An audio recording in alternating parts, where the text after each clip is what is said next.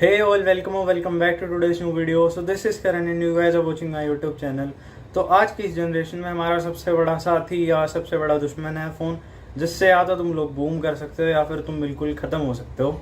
इसी फ़ोन पे चैट करके तुम्हें अपना लॉन्ग डिस्टेंस पार्टनर मिल जाता है या फिर इसी फ़ोन पे तुम्हें अपना बंदा या बंदी गोस्ट कर देते हैं।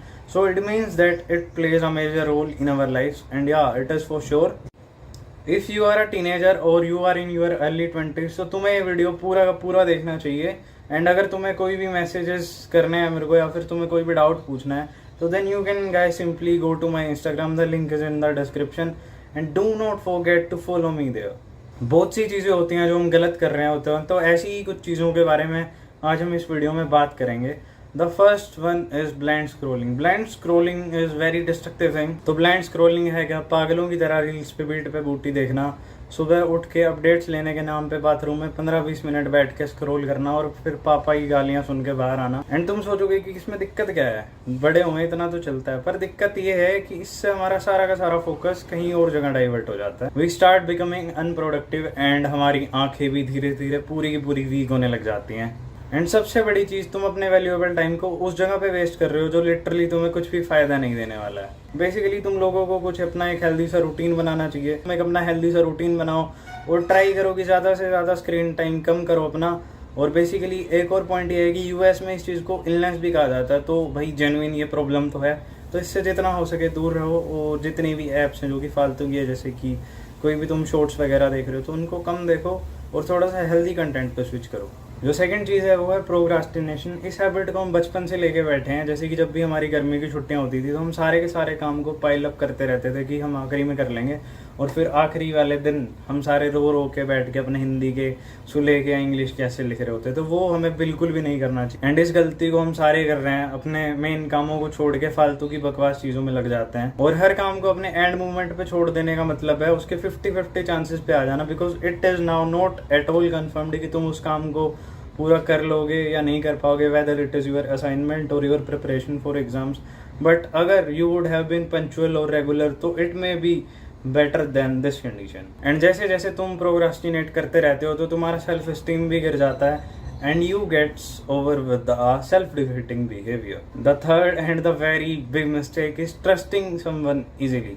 भाई कुछ शाणे लोग बिना कुछ सोचे समझे ही किसी पे भी विश्वास कर लेते हैं, और कुछ साले ऐसे होते हैं उनको कुछ भी समझा लो, कितने ही प्रूफ दे लो, कुछ दिखा लो, वो लोग हम पे विश्वास ही नहीं करते। तो किसी भी बात, इंसान, चीज़ या बिजनेस को ट्रस्ट करने से पहले उसको पूरा का पूरा क्रॉस चेक कर लो, क्योंकि जिंदगी लूनी टून नहीं है कि जितना प्यारा दिन है उतने प्यारे हम। जो ये ट्रस्ट करने वाली चीज़ है तुम्हें बहुत ज़्यादा कुछ सिखाएगी, क्योंकि तुम जैसे जैसे लोगों से धोखे खाओगे वैसे वैसे तुम्हें दुनिया का पता चलेगा और तुम काफ़ी सारी चीज़ों में बेटर भी होगे।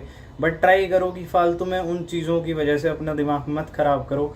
ऐसा ही कुछ मेरे साथ भी हुआ था। मैंने किसी भी एक रैंडम बेवकूफ़ सी लड़की पे विश्वास कर लिया था जिसने मेरे ट्रेडिंग में पैसे अपनी तरफ से लगाए। पहले उसने मेरे को काफ़ी अच्छा प्रॉफिट दिया and at the end I end at losing my 20,000 rupees, जो कि एक काफ़ी बड़ी अमाउंट है। हालांकि मैंने वो रिकवर कर लिया, बट इट इज़ नॉट ज़रूरी कि तुम लोग सिर्फ पैसों का ही लॉस खाओ। तो इसीलिए हर बार गलत इंसान पे विश्वास करके अपना दिमाग को और अपनी चीज़ों को ख़राब ना करो। Fourth point is overloading your self with stress. जो स्ट्रेस होता है वो सबकी ज़िंदगी में होता है, बट मेन चीज़ें दो इफेक्ट करती हैं यहाँ पे।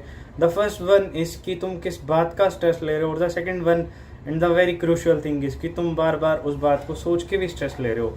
Repeating something is not okay because it gonna and up you in a load depression. अब चलो एक सिचुएशन लेके चलते हैं। Like suppose if your partner just dumped you, तो अब तुम्हारे पास दो सिचुएशन है। The first one is just lying and staying in your own delusional world कि वो मेरे को छोड़ेगी, वो मेरे को छोड़ेगा, और इस बात को लेके रोते रहना और अपने करियर में बिल्कुल भी प्रोग्रेस नहीं करना। And the second one is उस चीज़ को जितना कम हो सके उतना कम सोचना, उससे दूर भागना और अपने आप पे काम करके थोड़ा सा खुद को एक पॉजिटिव साइड में मूव ऑन करना। Now the thing is on you कि तुम्हें अपना दिमाग खराब करना है उस चीज़ पे, या फिर तुम उस चीज़ को ओवरटेक करके थोड़ा सा खुश रह सकते हो। And the thing is on you, या तो तुम्हें बार बार उस चीज़ को सोच के अपना दिमाग खराब करते रहना है, या फिर थोड़ा सा मूव ऑन करके कुछ पॉजिटिव चीज़ों की साइड जाना है। It's just the perspective that changes the world. तो ये चीज़ सीखो और काफ़ी ज़्यादा खुश रहो। And the fifth and the most shittiest thing is watching porns. 70% teens, whether it's लड़के और लड़कियां, आर इनटू इट, या फिर उन्होंने कभी ना कभी पोन देखी है, which is totally a fake thing.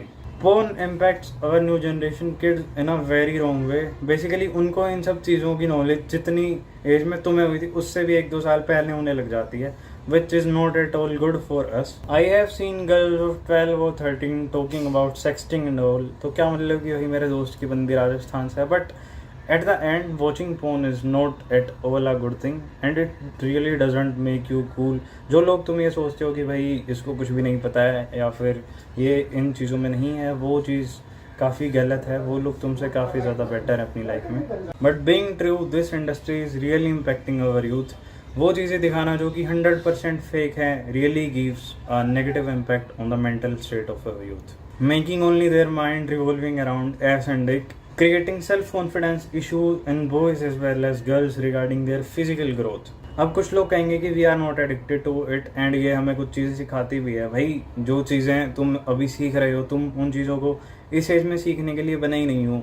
All things have a certain age. तो तुम्हें ये चीज़ें अभी इस एज में नहीं सीखनी चाहिए.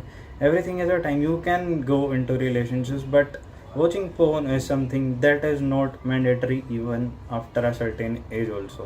Watching porn constantly will make you thinking shit. तुम बस स्टेप मदर, सिस्टर, भाभी, जीजू, देवर, भैया इन सब के बारे में सोचते रहोगे और तुम एट द एंड काफ़ी ज़्यादा इंट्रोवर्ट और एक बिल्कुल ही खुद में घस के रहने वाले वाले इंसान बन जाओगे जो सिर्फ दिमाग में एक ही चीज़ के बारे में सोचता रहेगा, वो है सिर्फ porn. तो इस चीज़ से जितना हो सके दूर रहो और ट्राई करो कि तुम अपने पेरेंट्स से या फिर अपने बड़े भैया दीदी से डिस्कस करो इन प्रॉब्लम्स को, because they can give you the best solution. हाँ, पेरेंट्स से कोई बात नहीं कर पाता but try to talk with your बड़े भैया और दीदी. अपने दोस्तों से सलाह मत ले लेना. तुम जिस एज के हो वो लोग तुम्हें वैसे ही बिल्कुल ख़त्म सी चला देंगे. And the sixth and very destructive thing is abusing. जिन गालियों को तुम आज के टाइम पे स्लैंग समझ लेते हो बट एट द एंड उन चीज़ों को कोई भी बेनिफिट नहीं है, क्योंकि अभी हम कूल बनने के चक्कर में कुछ भी गालियाँ देने लग जाते हैं. But when ever you will feel those things कि तुम अपनी माँ, बहन, बाप, भाई उन चीज़ों पे गालियाँ दे रहे हो, तो एट द एंड तुम जब ज़्यादा सोचोगे तुम्हें वो चीज़ें बुरी लगने लगेंगी. Suppose someone is abusing your mother, then how should you react to it? You will for sure feel the bad. ये गाली देना एंड ऑल तुम्हें जब तक कूल लगेगा, जब तक तुम एक सर्टेन एज पे नहीं पहुंच जाते, उसके बाद तुम्हें कुछ चीज़ों को सोच के फिर अपने आप ही लगने लग जाएगा कि हाउ फूल वी वर कि हम लोग ये सब चीज़ें कर रहे थे. बाकी अगर तुम्हारा फ्रेंड सर्कल है ऐसा जो कि ज़्यादा गाली देते हैं या फिर लड़के या लड़कियों की रिस्पेक्ट नहीं करते हैं, तो उनसे दूर रहो. रिस्पेक्ट दोनों जेंडर की करनी चाहिए. मैं ये नहीं कह रहा हूँ कि लड़कियों की इज्जत करो. अगर लड़की तुम्हें कुछ भी कहे जा रही है तो भी उसको कुछ मत बोलो. भाई do always have a stand for your self. और लड़कियाँ तुम भी, अगर तुम्हें भी कोई लड़का कुछ भी कह रहा है तो ये मत सोचो कि you are inferior than them. Everyone is equal. But हाँ, don't play a victim card और अ विमेन कार्ड. और लौंडे तुम भी भाई थोड़ा सा सतर्क रहो, weather it is someone who is using and breaking your trust or something else. And the last but not the least point is being in a toxic relationship. Basically relationship में जाने के लिए मैं किसी को भी मना नहीं करूँगा. who are of this age they should try new things, but trying doesn't mean कि तुम एक बंदे को डेट कर रहे हो या एक बंदी को डेट कर रहे हो, उसके साथ तुम मल्टीपल पार्टनर्स के साथ भी हो, which is not at all good at this age. And being in a physical relationship is which is not at all good in this age. And रही बात किसी को भी चीट करने की, तो चीट करने से पहले तुम ये सोच लो कि जब तुम्हारे साथ वो सारी की सारी चीज़ें होंगी तो तुम्हें कैसा लगेगा.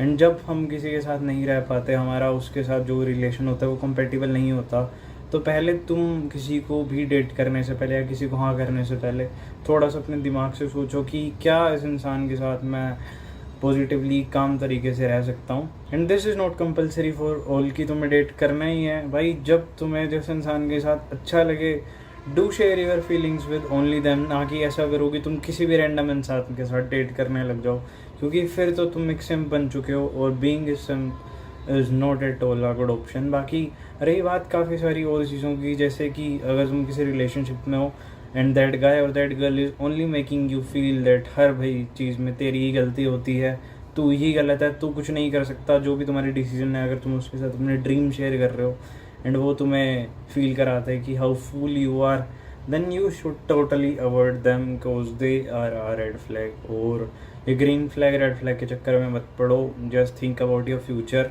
अपना पार्टनर, अपनी चीज़ें थोड़ा सा ढंग से डिसाइड करो. और मेन सबसे बात कि अपने फ्रेंड्स के इन्फ्लुएंस में मत आके तुम अपने बंदा या बंदी को छोड़ देना. खुद से डिसीजन लो. थोड़ा सा जो तुम्हारे बड़े हैं, समझदार है, उनकी सलाह लो. इस एज में हम जिनसे सलाह ले रहे हैं वो भी हमारी अपनी एज के होते हैं, तो हम गलत डिसीजन ले लेते हैं, या फिर बाद में जब हमें रिग्रेट होता है तो हम ब्लेम करते रहते हैं कि तूने मुझे ये कहा था इसलिए मैंने अपना पार्टनर छोड़ दिया, मैंने ये कर दिया वो कर दिया। तो बेटर कि अपने डिसीजन अपने आप से लेना सीखो, क्योंकि जितना खुद से सीखोगे खुद के बारे में उतना ज़्यादा बेटर है। That's it for this video. अगर तुम्हें वीडियो पसंद आई तो इस वीडियो को लाइक कर देना, और जो भी तुम्हें डाउट्स आ रहे थे उनको अपने यहाँ पे कमेंट सेक्शन दिख रहा होगा नीचे, उसमें कमेंट कर देना। बाकी मैं तुम्हारे लिए पूरी की पूरी वीडियो गर्मी में खड़े होकर बना रहा हूँ ताकि तुम्हें शोर ना आए, लेकिन ट्रैफिक का भी शोर आ रहा होगा तो उसके लिए भी सॉरी। बाकी अगर तुम्हें वीडियो अच्छी लगी हो तो सब्सक्राइब करना मत भूलना, एंड ऐसे ही मत चले जाना। Thanks for watching this video and do follow me on Instagram. Bye bye.